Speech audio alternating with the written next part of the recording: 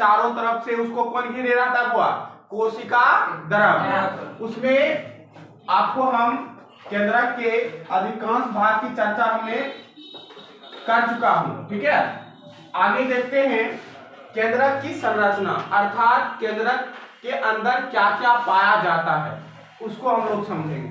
ऐसे जनरली अगर हम देखें तो केंद्रक को 4 संरचनाओं में विभाजित किया गया है, जिसमें से सबसे पहला भाग आपका है केंद्रक कला।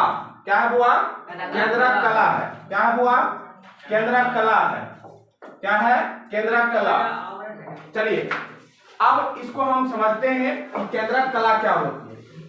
आपको पता होना चाहिए कि केंद्रक के चारों ओर एक पतली झिल्ली नुमा आवरण होती है। क्या होती है? झिल्ली नुमा आवरण होती है। उसे ही हम केंद्रक क्या बोलते हैं?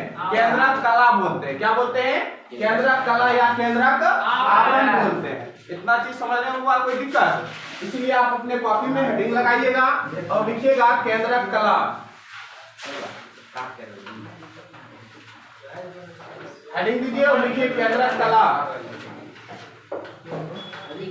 केंद्रक कला लिखिए। बता दो केवल चलिए समझाए देंगे। चलिए सुनिए।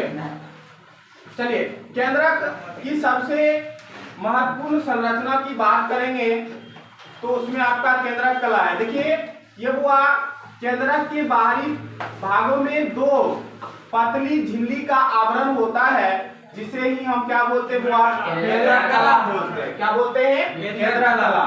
ये आप देख रहे हैं बुआ, ये आपका केंद्रक आवरण या केंद्रक कला लिखा हुआ है।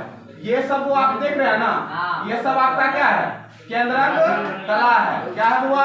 केंद्रक कला या केंद्रक आवरण है। चलिए अब देखिए केंद्रक कला जो होते हैं या केंद्रक आवरण जो होती है वो कोशिका में किसकी बनी होती है? लिपोप्रोटीन की बनी होती है। किसकी बनी होती है? लिपोप्रोटीन की। किसकी बनी होती है? लिपोप्रोटीन की बनी होती है। चलिए इतना चीज समझ। आप क्वेश्चन आपके एग्जाम में कैसे पूछे जाएंगे? तो आपके एग्जाम में पूछे जाएंगे कि बताइए केंद्रक में सबसे बाहरी भाग को क्या कहते हैं? या केंद्रक कला। या क्वेश्चन आपके एग्जाम में दूसरा आ सकता है कि केंद्रक कला या केंद्रक आवरण किसकी बनी होती है? किसकी बनी होती है?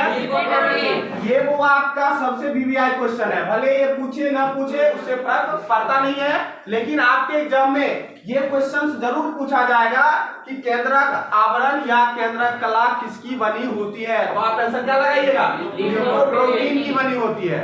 और वो लिपोप्रोटीन आपको हम बताए थे कि ये कार्बनिक क्या हुआ? ये कार्बनिक पदार्थ है। ठीक है, चलिए आगे देखते हैं हम लोग। अब देखिए केंद्रक कला जो होते हैं वो हुआ किस परिस्थिति में रहता है उसको समझते हैं। देखिए केंद्रक कला के जस्ट बगल में जाओगे तो वहां छोटे छोटे छिद्र दिखाई पड़ेंगे, जिसको हम लोग केंद्रक छिद्र बोलते हैं। क्या बोलते हैं? हुआ केंद्रक छिद्र। बात समझ में आ ही रहा होगा केंद्रक छिद्र क्या होता है, क्यों? चलिए तो केंद्रक कला के स्थान पर छोटे छिद्र होते हैं। क्या होते हैं? हुआ छोटे छिद्र पाया जाता है, जिसे हम लोग केंद्रक छिद्र बोलते हैं। क्या बोलते हैं? ये आपका केंद्रक छिद्र रहा, ये आपका केंद्रक छिद्र रहा, ये आपका केंद्रक छिद्र रहा, ये आपका केंद्र, अर्थात ये सब संरचनाएं आपको जो दिखाई पड़ रही है ये क्या है? केंद्रक छिद्र है।